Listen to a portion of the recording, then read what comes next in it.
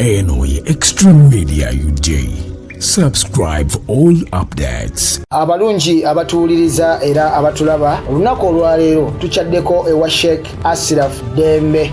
Sebo sanyusa okubalaba amannya agange Seeka Asiraf Dembe akola ku bizibu by'enjawulo omuntu singa balina ebirwadde musomereddwa tumwa amazzi ga lukuya nga bw'obadde ogalaba tugenda abantu ku kyoto ne twokya emizimu emibi egibabaamu n'okulombeddwa abantu singa abeera ng'ali wano atuuse sobola okumulombereddwa ne waba atatuuse nga mpadde amannya ge naye ng'ali wala neetaase enamba yange yeeno eri 0707763711 nammwe bannyinaffe abali ebweru oyagala okuba nti oyagala okulombera ku ddwa ng'olina ebizibu viza zibuze amaka gakolongotana sente zikola zimpita mu ngalo ojja kumpeereza ekifaananyi kyo n'amannya go ebyo byokka bijja kummala nja kukulombera edduwa ojja kutereera olunaku olusembayo mu mwezi mba n'edduwa eyawamu ffenna n'abalwadde bange abakadde n'abapya. Assalamu alaikum wa rahmatullahi wa barakatuh. As a shadow minister, I've had experience and the opportunity to interact with Ugandans in the diaspora. And it is true that Ugandans, mostly in the Middle East, remain with unending challenges. Many are several times found in distress, and indeed we receive so many distress calls. But specifically for United Arab Emirates, I've also had the opportunity to look at the story aired by BBC, and it speaks to what we have been seeking for, that the Ministry of Foreign Affairs must come out and explain where is the delay in negotiating enforceable bilateral labor agreements. This is one of the critical areas we need to address, because with enforceable bilateral agreements, like other countries have done, for example, Philippines, our nationals would be protected while abroad, and it's also a double-ended sword. We also need explanation from the Ministry of Internal Affairs, because largely many of these are trafficked, and we also need to interrogate why is trafficking on increase? And trafficking is at our borders. This has to be addressed locally when we are to speak about trafficking. How do people exit, especially under questionable circumstances? But for those in the Middle East, we still have Ugandans who are still distressed in Myanmar, in Cambodia. I've had distress calls from Ugandans, especially women, in India. Now we saw the BBC story. The work conditions can only be improved by government through our Ministry of Foreign Affairs and our embassies, negotiating, and we support them in enforcement of bilateral labor agreements.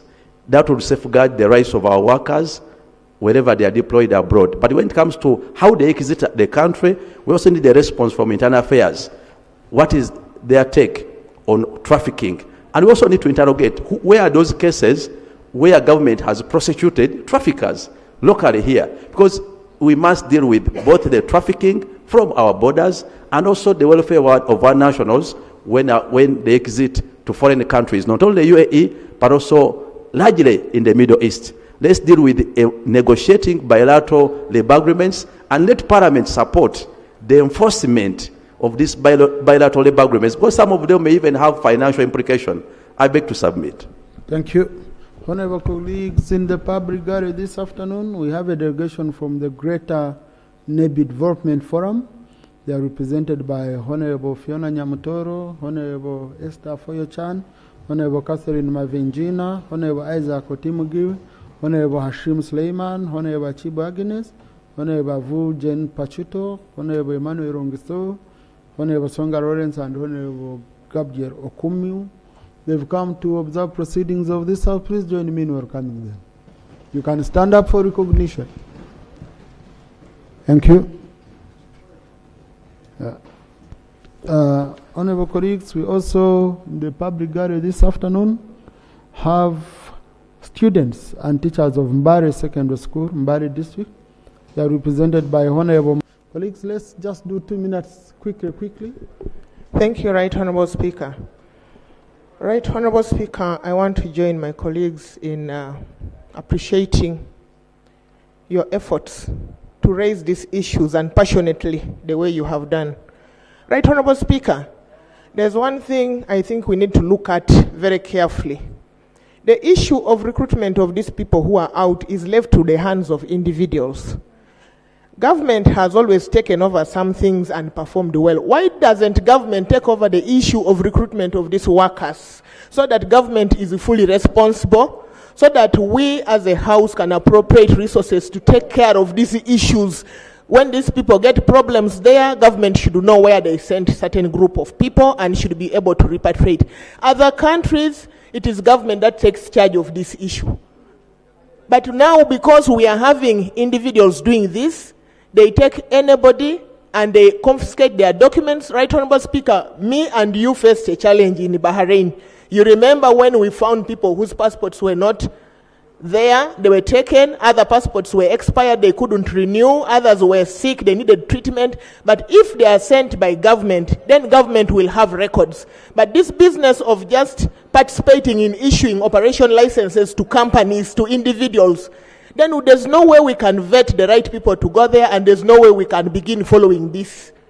I request that we take up this issue seriously and let government take the lead in on quarterly basis, sending out whoever we are sending out, and we know the number of people who have gone there, they are registered, and we follow wherever they are, and let government negotiate for better deals.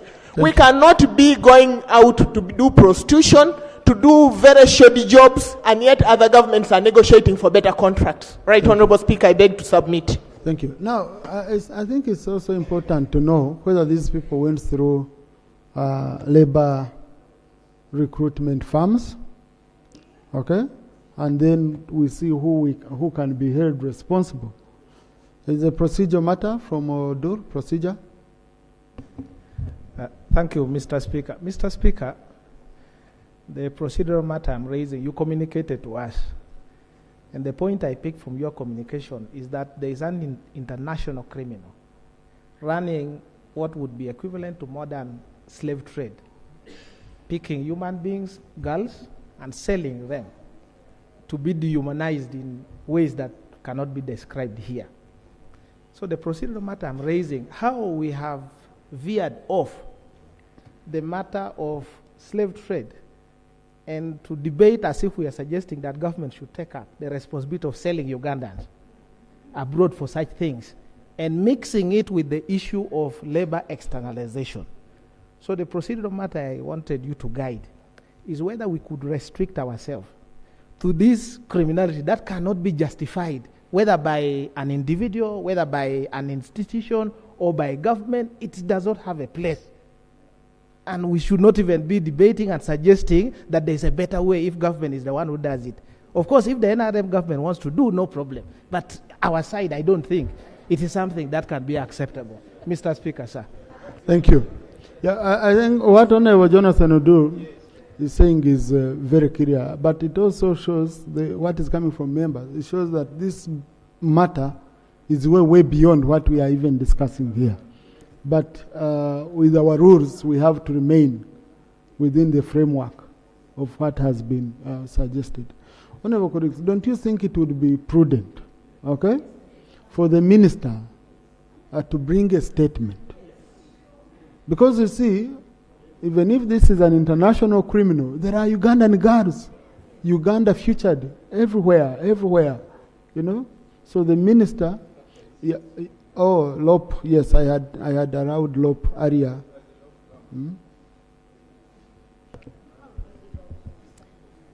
Honorable Speaker, it's good we are discussing this very critical matter. I did watch that documentary, I saw it myself.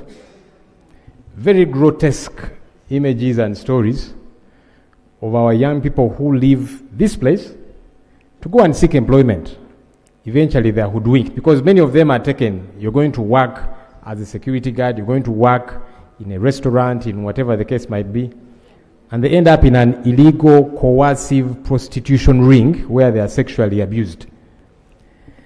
It is the responsibility of government to care for Ugandans here and Ugandans abroad. I'm actually surprised that government has not come out to communicate to the country about this situation and what they are doing. We had expected that should have happened with immediacy, so that we know you are in charge, so that we know you are concerned about these young Ugandan people. Government has not done that yet. I don't know why. Many of our young people who go for these jobs come back in body bags. We see them crying out, saying, government, help us, okay, at the very least, to transport the body back. Government doesn't do that. We don't understand why. Honorable Speaker, as we are demanding for a statement from government, we want it to be a lot more action-oriented, even before the statement. Can we see government begin to take steps to protect these Ugandan citizens? Because you see, a number of them go through these farms that are registered by you, government. They export them, externalize them to wherever, and then they end up in this confusion. We want to see action. But most importantly, Right Honourable Speaker, the bigger issue we need to resolve as a country that we need to work hard towards is finding a remedy to youth unemployment. The 2024 population and housing census, National Population and Housing Census, showed that between the age of 18 and 30, 16.1% of those young people are unemployed. What's even more bothersome is that those who are employed are either underemployed, they're doing very odd work that only enables them transport. What they earn is simply enough for transport. It doesn't include feeding, they can't get where to stay, and that's the challenge we have on our hands. So any young person is desperate to go and work wherever. So when they hear of an opportunity, they'll run quickly to go and board the plane, unfortunately for them to come back in body bags. That's something we need to resolve and remedy as a country. But now that we have this at hand, we want to see action from government taking quick steps so that a few months down the road we are not hearing stories of other girls being brought in body bags. Thank you. Government.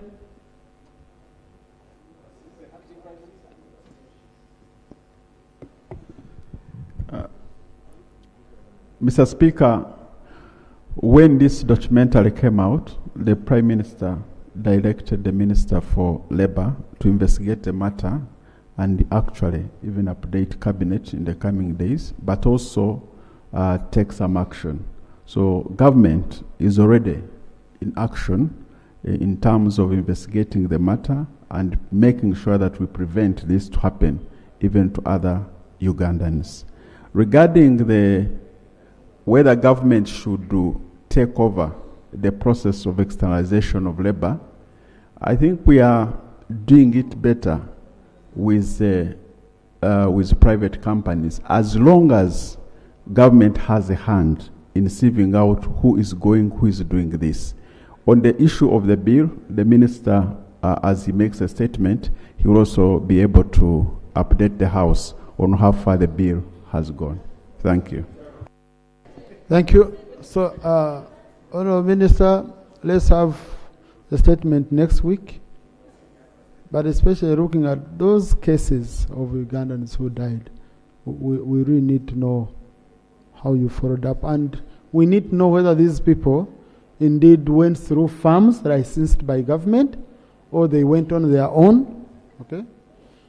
So, thank you. Honourable colleagues, matters of national importance. Yeah. Honourable, you want to reopen this matter? No, just a quick procedural issue, Mr. Speaker. I love your new style of the beard, Honourable. It's better than the old one. Thank you for the compliment, Right Honourable Speaker. Oh, that's for prophets. But on a serious note, I come with a procedural issue about the statement that you require from the line ministry. Mr. Speaker, you are aware that the Prevention of Trafficking in Persons Act 2009, providing even penalties and prevention measures, is implemented by the line Ministry of Internal Affairs. Under the Ministry of Gender, Labour and Social Development, which the acting Prime Minister or leader of government business is alluding to, the Ministry of Gender, Labour and Social Development is even in charge of having some of these unregistered, unlicensed companies that have actually degenerated into exploiting our girls and boys that are trafficked to the Middle East. Don't you think if we were to get, isn't it procedural right, Mr. Speaker, to have both, in order to have a comprehensive report, to have both ministries furnish this House with the two statements? Thank you. Now, honorable colleagues, let's have a statement from the Minister of Gender, who will consult with the rest of the government agencies, including Ministry of Internal Affairs, on those parts, because this one is the one in charge of licensing. Okay? So, yeah. So, but the Minister can consult the Minister for Internal Affairs or any other government entity that does not even fall under their ministry to give us a full statement. Okay? We raised here the issue of human rights violation within the area of our jurisdiction. One of the NUP supporters, called Ed Mutwe, was locked up in a basement, tortured, and someone who tortured him was on social media celebrating. The procedural issue I am raising, Mr. Speaker, we have pleaded with this Parliament to allow us to have that matter debated of the torture within our own country. Sam Mugumya, you were with him as young people in FDC. Up to now, we don't know where he is. The procedural issue, Mr. Speaker, is whether we should elevate cases of torture that have happened beyond our borders and don't deal with torture that has happened within the area of our jurisdiction.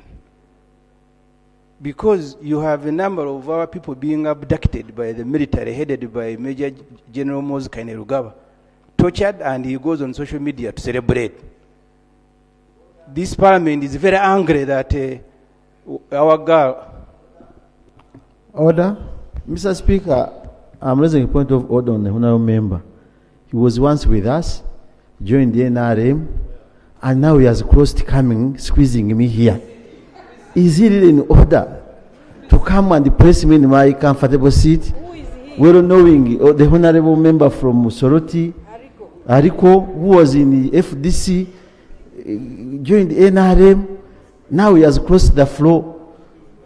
Mr. Speaker, is it really in order? And I know you are very passionate about the seating system and the order sitting here. Otherwise, you see, he's even talking when we are having the House.